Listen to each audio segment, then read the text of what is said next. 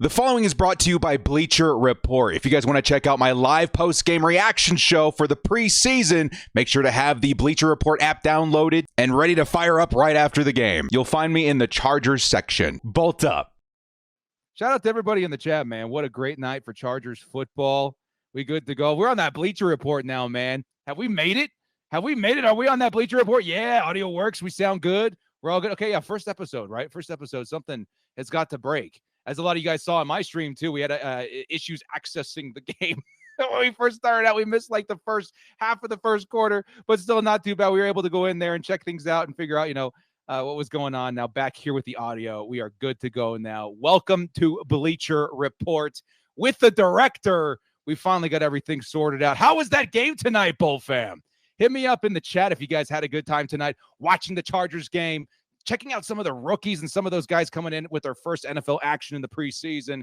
Did that actually work out for you guys in terms of living up to expectations? Because I got to tell you guys right now, I feel pretty good about the depth all of a sudden.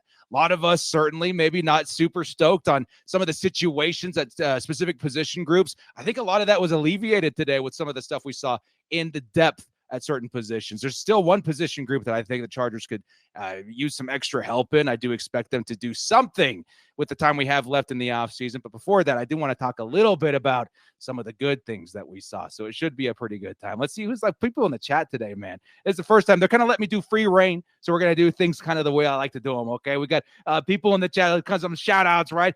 Jay Castellanos, we got Urban Fanatic, we got Nightwave. I know some of you guys from YouTube. We got Justin, Casey Weaver. We got a whole bunch of people in here, man. Welcome to Bleacher Report with the director. It's going to be a good show today. We're going to talk a little bit about what we saw in the Rams-Chargers game. Very exciting win for the Chargers. Hey, we needed a win, okay? In the Brandon Staley era, I'm sure you guys heard me talking about this. I think we only have the one win in the preseason in the Brandon Staley era. And, of course, it doesn't really matter at the end of the day. But I think in terms of our pride as Chargers fans, it's really nice to see that, especially when trying to, crown a king of the city who reigns king in the Los Angeles market. Good to see the Chargers come out on top. So let's go ahead and start here with a look at some of the stats. Okay, so we're going to go ahead and throw this up on the screen for you guys. Some of the stats from week one for the Chargers in the preseason, of course, taking down the Los Angeles Rams 34-17. Oh, man. I mean, at top of the win, I feel pretty good about the score here, 34-17. The first thing I kind of wanted to mention that I don't want it to get lost on, folks, is the fact that the Chargers offense all of a sudden looks really good. Okay, not just good, but really good. And that, to me, is a testament to the Chargers' change at offensive coordinator this offseason.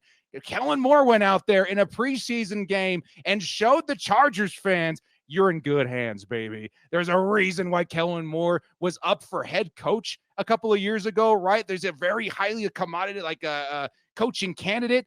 Very, very good in terms of offensive coordinator, very good, offensive-minded coach. And I do think that the Chargers got a sneak peek of how efficient this can be going into the season. 34-17. To give you guys some perspective, last season, I think we scored, I don't have the score in front of me, but the last time we played the Rams in the preseason, I think we only scored like 10 or 13 points. 34 points is very, very good news in terms of improvement, even in the offseason as far as the preseason is concerned. On top of that, I think it's very easy to get distracted in terms of how we got these points and how the Chargers were able to maintain such a good lead. It's really easy to look at some of the exciting drives, Darius Davis, Quentin Johnston, the TCU receivers, Easton Stick, et cetera, and forget how good this run game was, man. And that's something, again, is kind of a testament to the Kellen Moore offense that he's bringing in from previously in Dallas. Dallas, you would look at them and say, my God, this is a very, very efficient passing offense. But they're kind of going underline it was how good the run was. Whether it was Ezekiel Elliott, Tony Pollard, that was always constant, setting them up for success in the past. And I kind of saw the same things even in the preseason today with the Chargers. So first, right off the bat, congratulations to the Chargers on their first victory of the preseason. Congratulations to the fans having an awesome time today with the victory. I think we all needed a pick-me-up, right, Chargers fans? It hasn't been an easy year. This offseason, I know you guys are dealing with. I'm dealing with it too. All I've heard this offseason is about our most recent game before this one, okay? Thus starts the beginning of, let's all forget about it. Clean slate. The preseason, we get that it doesn't count, but I mean, starting 34-17, it certainly could have started a lot worse. I'm feeling pretty good about it. So let's actually start breaking down some of these stats on Bleacher Report. If you guys want to follow along here, starting with the quarterbacks for the Chargers. We'll start with them and then take a look at the Rams to kind of reflect on what the Chargers defense looked like. Passing wise, Easton Stick, I felt, was the guy that, if you guys know, I like to do a lot of DFS. He was the guy that I felt very strongly was going to have a good game this week. And I think that was definitely reflected at 14 out of 21 with 109 yards and the touchdown. He was also scrambling out there for a few extra yards. The Chargers quarterback position in terms of backups, I feel is pretty good. I don't know how secure I felt about it before this game. I'm feeling a lot better about it now. I think it's a bit evident, too, as to why the Chargers wanted to re-sign Easton Stick. Been with the team a while, since the Phillip Rivers days, has been developing in that time, for a long time now. And now I think we do feel pretty comfortable with him as maybe our quarterback too going into the future. But let's not forget Max Duggan, who unfortunately, welcome to the NFL, Max Duggan. He was taking his lickings pretty good. Only got off 3 passes. 2 were converted for 19 yards, and that is it. Of course, we did see some of the signature, Duggan on the run, kind of looking like Tim Tebow out there. But unfortunately, in the passing game, he didn't have a lot of time. And when he did have some time, and this is just me being, a little critical of the rookie quarterback, he'll learn. His pocket presence seems like it needs a bit of improvement, right? In terms of awareness too, it feels like he wasn't able to make a decision soon enough for a lot of those plays that ended up in a sack. And I feel like he needs to become more comfortable with what he's bringing in from his TCU days that worked for him back then. And that, in my opinion, is the ability to scramble, buy extra time running out of the pocket, these boot play action sort of plays. I think that works for Max Duggan. So we'll have to wait and see how that develops in the future. But the quarterbacks, I'm feeling pretty good about. Let's go ahead and move into the running back categories. And again, this is something where the Chargers definitely knocks my socks off this week and does give me a good idea of what the rushing attack for the Bolts is going to look like this season in some way, in some flavor. And this is even without an Austin Eckler. Okay, you take a look at the passing numbers, which we're going to do in a second. You think, wow, I'm feeling pretty good about that, right? At least we know 100 and so yards with the Easton Stick. Then you take a look at the rushing numbers. Look at this, man. 6 attempts for Elijah Dotson, 15.3 yards on average, right? 92 yards, 2 touchdowns. We'll come back and swing back around to this Elijah Dotson kid, okay? I do think he might have a future with the team. 54 yards for Kelly, 27 for Spiller, 20 for Duggan, 12 for Stick, and even 9 for Larry Roundtree. How does this all equate to? Do they have the totals listed here at the bottom? No, it's a lot. All I'm going to say is a lot. What are we looking at? 140, 160, it's under 70. Yeah, a lot of yardage. Over 170 yards for the Chargers on the ground. This is something that, when looking at last season, you already see some improvements even in the preseason. I get it's the preseason. We're going up against backups and backups of backups. But the way that the Chargers rolled out the run game this week, again, is just a small preview of what Kellen Moore has to offer in the regular season. He's going to be playing those cards pretty close to the vest, right? And he's not going to want to give away too many of the new secrets that he's creating with the Chargers offense. That being said, whatever vanilla offense that he put out there, his version of vanilla offense he put out there for the preseason week 1 resulted in like 200 yards. That's insane.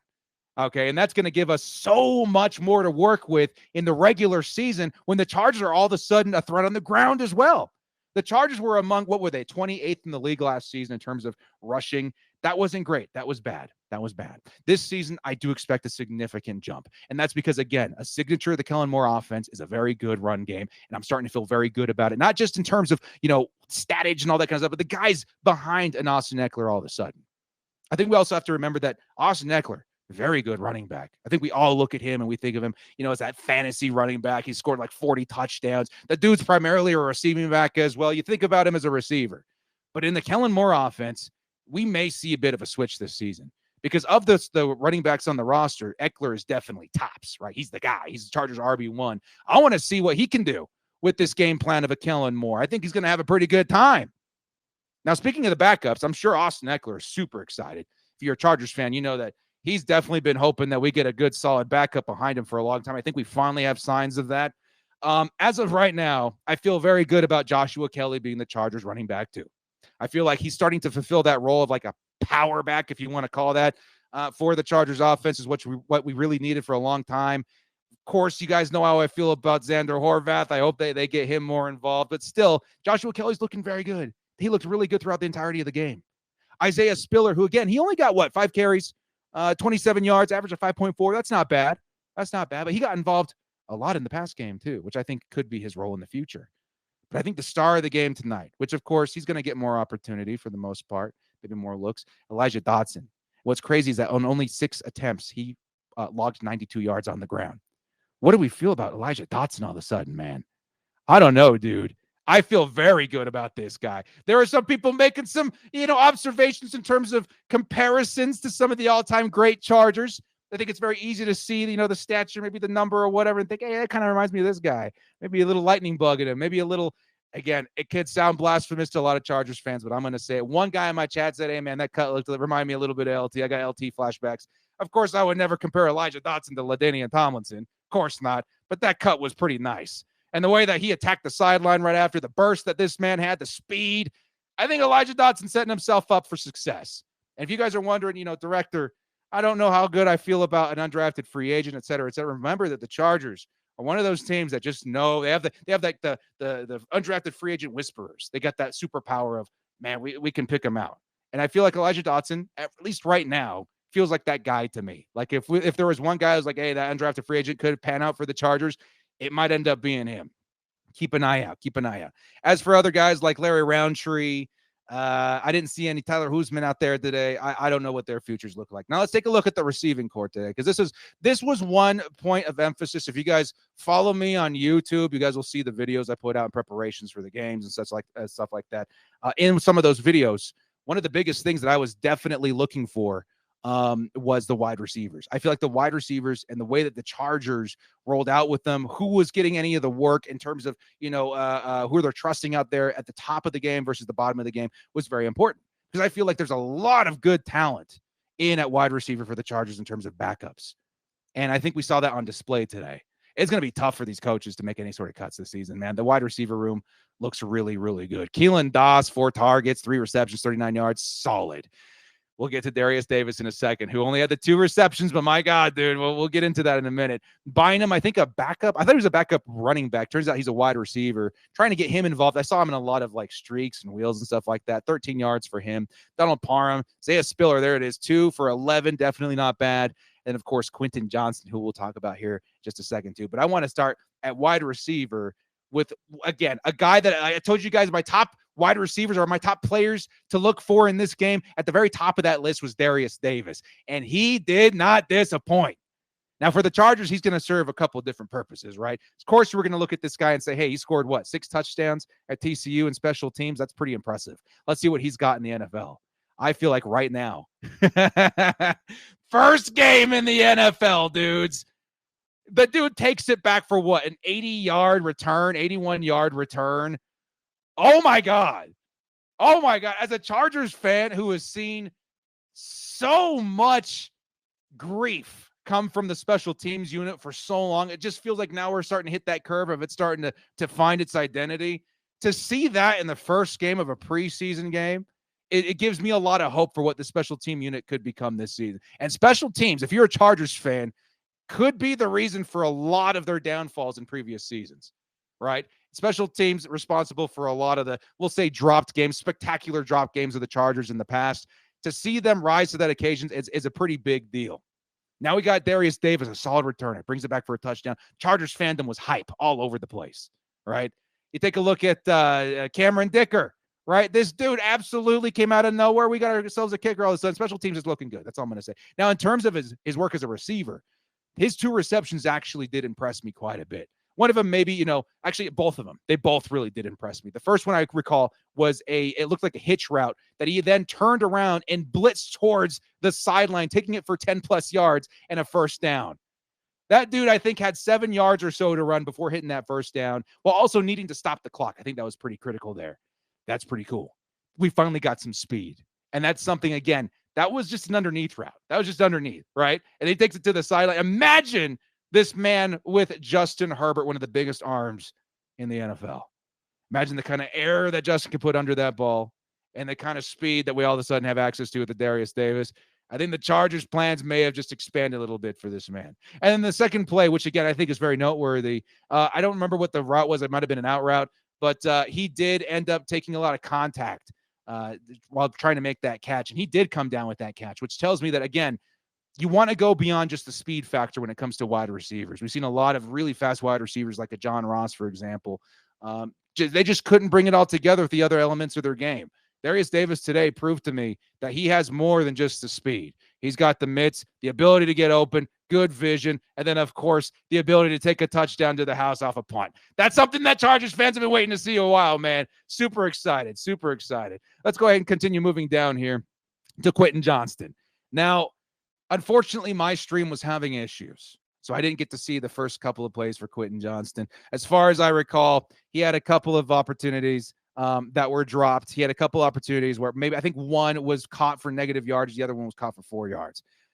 I think these are things that we kind of expected, right? We want to believe that we can put the blinders on and say, nah, Quentin Johnston, he didn't have any issues dropping the ball at camp. That's not something that we're going to see translate from his issues at TCU. Well, we kind of did see a bit of a reality check tonight in terms of Quentin Johnston and needing to figure out catching a bit, right? You have to figure out those drops a little bit. Outside of that, though, you also saw the upside of a Quentin Johnston. All of a sudden, what are we in the second quarter, end of the second quarter? Kellen Moore says, hey, we're in an opportunity where I can maybe throw a fade or something.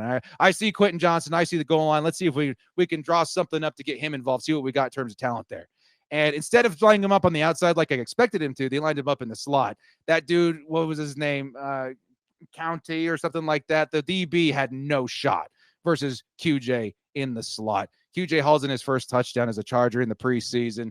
Gives the Chargers fans a lot of hope. But there's a back and forth there. We need to see a little bit more in terms of cleaning up for Quentin Johnston as a receiver in terms of not dropping the football. But we also got to see a nice preview of what he can be in the red zone.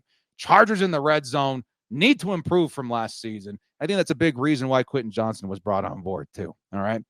Lastly, we'll take a look at a couple of other stats down here. Kicking-wise, I think Cameron Dicker. I do think in terms of kicking, real quick, the other Hopkins, I don't think he wasn't kicking because the Chargers don't like him. I think it's because he's dealing with some sort of injury. I do expect Cameron Dicker to win that job. He looked great. He hit a long of 50 today. One of those things where I'm like, he's great, but can he hit long? He hit long today. I'm feeling really good about it. There's the Darius Davis touchdown there, baby. Let's go. Or I should say the punt return touchdown there, 42 yards or 84 yards. Absolutely amazing. And then on defense, a couple of guys I do want to note here.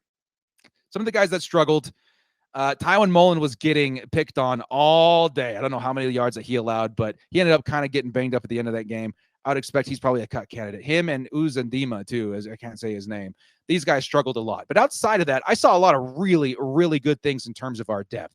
Dan Henley, they call him the Ranger, right? And I think I saw evidence as to why they call him the Ranger today. Sure, he didn't go there, dissect the play and jump around and, to get an interception for a touchdown. But he was very good at cleaning up some of the mistakes by other players, specifically, on the sideline. Saw him with a nice range, a nice burst, nice speed to get to the ball carrier, push him out of bounds a couple of times. That's something that's definitely very good. I would like to see more development from him in future games in terms of his coverage ability. As for Nick Neiman, looked pretty good out there. I'm pretty sure he was 51 or 31. I think he's 31 out there, right? I saw one play in particular where he threw himself at the ball carrier. I think it was a negative play, a tackle for loss. I think that's what the stat is right here. He's looking like he's developing beyond a pretty nice special team player. He could end up being a nice depth piece for the Chargers at linebacker. Jared Clark, dudes. Saw a couple of nice plays by him today. One of those undrafted free agent steals that we were talking about on my channel for a couple of weeks now. He went out there and made a good impact. And we'll actually talk about the defensive line as a whole for a second here. The defensive line, as you guys know, they're a bit banged up. Sebastian Joseph Day is just coming back from injury. We got Tito. We got Austin Johnson. These guys are down bad. Chargers, we're all pretty worried about the depth of defensive line going into this game. You know what I learned coming out of this game? I think we're going to be okay. I think the defensive line looks really, really good all of a sudden in terms of our depth. And again, I get it. It's a preseason game. We're going up against backups. But that's the point, right? With these guys given the opportunity, they still did impress me. These guys are getting all kinds of pressure from the interior. This guy, Andrew Farmer, didn't really know this guy before this game. He was in there for how many pressures? Who knows, right? He looked really good. CJ Okoye got that sack at the end there. He was huge. He looked really good too. And then, of course, some of the other defensive linemen in there definitely made me feel a lot better in terms of who we've got behind some of the starters that are unfortunately injured right now. Okay, so the Chargers defensive line, I think from the top of the night all the way to the bottom of the night, looked really, really impressive in terms of what they can offer as far as depth. I'm feeling a lot better about that situation. And then down the road, if we're lucky, we get Tito and Austin Johnson back and get even better. All right. So defensive line looks really good. The last couple of things I want to talk about the defense real quick are going to be the DBs, which we got some good news and some bad news. Okay. If you guys know Brandon Staley, the way he runs his defense, it's pretty DB dependent, right? You need a lot of talent from the DB positions in terms of safety and cornerback. Safety was one big thing I was looking for today. We saw a couple of good plays from Mark Webb. I think I saw more good plays from guys like JT Woods. Raheem Lane had a couple of really nice ones as well. But the one I wanted to kind of focus on in terms of safety was JT Woods. Now, of course, he had a bonehead penalty costing the Chargers likely a touchdown right there. It turned a 4th and goal into a 1st and goal. And of course, they were going to score on that. But what I saw before that, and what I saw throughout the pretty much the course of that game, was a lot more giddy up by JT Woods, a lot more physicality by JT Woods. And ultimately, I feel like he looked a lot better out there in coverage. And if you guys remember JT Woods from last season, it was a 3rd-round pick in 2022. He looked like he was completely lost in his rookie year. To see him go from that to what he is now, that's a pretty good thing, man. That's a pretty good thing, especially considering that JT could be adopting the role of like a relief Derwin James, which means that when Derwin James isn't playing up top, he's playing in the box or the slot or wherever the Chargers want to move him. We need to have somebody up there. I'm feeling a little bit better about JT Woods in that position now. If he can continue doing that through the course of the offseason and preseason and camp, et cetera, I think we got ourselves a pretty good asset out here. The man is 6'2", ran a very nice 40. He's very fast. If he can develop those other things with Brandon Staley, like coverage and tackling especially, then I think we got ourselves a pretty nice asset in terms of safety. So JT Woods looked really good. But between him and I think it was Jasir Taylor, we saw a lot of dropped picks today too. That is something that I know that Brandon Staley is going to try and clean up right away. I don't know this for a fact, but I'm going to speculate with you guys. A lot of the selections I've seen in terms of DB, especially late for Brandon Staley in the draft or for undrafted free agents or whatever, they usually have a couple of points of upside. I would say size, speed, and ball hawking ability. So basically the ability to go up there and generate a turnover via interception. We saw a couple opportunities for that tonight. For on the flip side, on the positive side, a positive spin on that, their positioning was great. Their ability to jump the route was great. I think everything was great up until the point they had to concentrate enough to grab onto that football and not let go. We saw 2 interceptions bounce off the hands of Jasir Taylor and JT Woods today. I think it was JT, right? That's something that they're definitely going to have to clean up. But of course, you also have to recognize the upside of that. The positioning is great. If they can clean that up, if they clean up their catching, which again, a couple of days with the machine, you might be looking a little bit better, right? Going into Sunday. That's a good problem to have. Okay. So some cleaning up there, but still, I'm seeing some upside there. A big shout out to Scott Matlock. He looked really good in there. Ty Shelby had a couple of nice plays. Lang had some plays. Hinton, I'm sure, did. Kemp had a play there, here or there as well. And of course, the other rookie, Tui Tuipulotu, I do think that he made a couple of plays in the first quarter. Didn't see a lot of action this week, but he got a couple of pressures as far as I hear. That's pretty good to see from your rotation edge rusher rookie. All right. Looked very, very good. To help wrap this up, again, a testament to the offense. Kellen Moore, very, very nice, man. He came out here, showed us that all of a sudden we've got a great run game. It really helped us in the pass game. And these are with the rookies, baby. These are with the depth pieces on this team with Easton Stick and Max Duggan. This is a great preview of the offense. Last season and previous seasons, we've talked a lot about how the Chargers are going to try and depend on themselves as a defensive team because we have Brandon Staley. Okay. That, of course, is going to remain the same. Brandon Staley, whatever you think about him, he's a very good defensive-minded coach in the NFL. Okay, he's not perfect. He's got things to figure out, but he's sharp. Now I think we have the version of that on offense with Kellen Moore. This is a great preview of that. Okay, but before we wrap up the defense, I did want to look at the Rams for just a second. Look at what your defense was able to do. 191 yards, Stetson Bennett. It did get a little shaky out there towards the end. It really did. But I think what we saw at the top of the game versus what we saw at the bottom of the game does kind of tell me the story of why Bennett was able to rack up so much yardage. I would say the first half, maybe even into the third quarter as well, coverage was actually looking pretty good. The third quarter, we started seeing a lot of picking on of Tywin Mullen, of a whole bunch of guys that were really struggling. Now, who's the other 35? Zuma away or whatever. It was pretty rough out there. They're kind of doing whatever they wanted to. But they did generate 3 sacks, which is something that's very exciting to see if you're a Chargers fan. We need to see that pressure become more consistent. You got Khalil Mack, Joey Bosa, et cetera, et cetera. We get to see that on display this season. This was with the backups. I think the Chargers defensive line already looking pretty good. You add edge rushers like 2 of the best in the NFL on Mack and Bosa, rotated Natuli. You could see numbers like this on the weekly. That's something that the Chargers definitely need to see more of. In terms of running, look at this, man. Did they break 100 yards? They may have just barely broken 100 yards. Yeah. But at the same time, like comparatively to what the Chargers were doing, that's pretty good. And if comparably to what you see the Chargers give up in previous seasons, it's an improvement. I'm not going to say it's great. You know, if you can keep a team under 100 yards, I think that's pretty great. But compared to what the Chargers have been in the past, Chargers fans, raise your hand. Is this better? Do you think this is better than what we've seen in the last couple of seasons? I sure do. And then in terms of receiving, a lot of these guys you're going to see, they were picking on the same couple of DBs for the Chargers, which again, I think we're going to see some changes out there. But definitely a good day for the Chargers on defense. Special teams, offense was looking great. All in all, this score right here speaks to me a very good effort as a complete football team, not just an offensive football team with 34 points, but a defensive team allowing only 17 points to that, because there's a lot of more opportunity. The more you're scoring, the more you're giving the ball back to these guys. That tells me they didn't convert very much, 17 points. That's definitely not bad. That's definitely not bad. And all in all, it does kind of give me an idea of what the Chargers need to do going forward. To wrap up this first Bleacher Report stream on the platform, which is certainly very exciting. Thank you guys so much for showing up and supporting me here. To wrap this up, what do the Chargers need to look forward to? What do they need to improve going into the next week's preseason game? I forget what the next week opponent is. Apologies. But I think at the same time, the problems will persist. The Chargers, they look pretty good in every corner. I'm going to say that right now. The running offense looks great. The receiving looks great. Maybe we got to work on a couple of things with Max Duggan. I think he's got to get his feet under him in the NFL. But the number one thing that I'm hoping that the Chargers address this in this next week or two is the offensive line depth. We've talked a lot about great stuff that happened in this game, a lot of awesome, moments, the touchdowns, the running game and all that.